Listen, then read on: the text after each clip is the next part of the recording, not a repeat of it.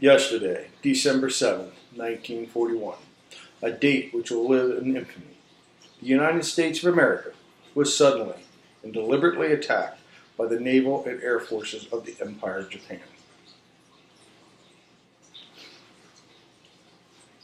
We all here know the origin and impact that this message had when it was delivered live via radio at the start of World War II for the United States.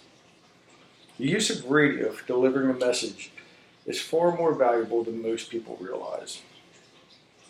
When considering any form of communication, accessibility, effectiveness, and value are all important factors to consider. Radio exceeds at all of these. Accessibility.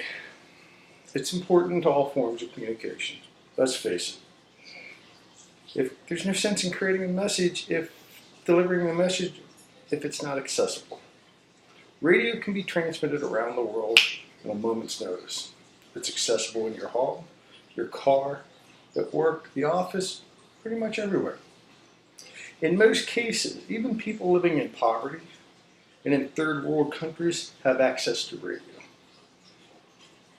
And on top of that, even if they're illiterate, they have the ability to receive, understand the message being delivered to them.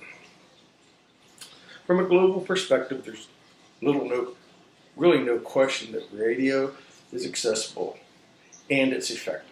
And that brings me to my next point. Effectiveness. There's no reason to deliver a message unless it's effective. When some people read or listen to an audiobook and then watch the same movie about that book, what do they always say? The book was better. The reason for this is the fact that, like radio, there are no images provided. The receiver of the message needs to visually construct the message, and this is a very, very important aspect of radio. Think back to my opening statement announcing Japan's attack on Pearl Harbor. A visual broadcast like TV would need to decide the level of carnage to show. Too much, you're going to turn people off, offend people. Too little, and you don't get your message across or your point across. Whether the message is good or whether it's bad, with radio, it allows the receiver of the message to construct the visual aspects.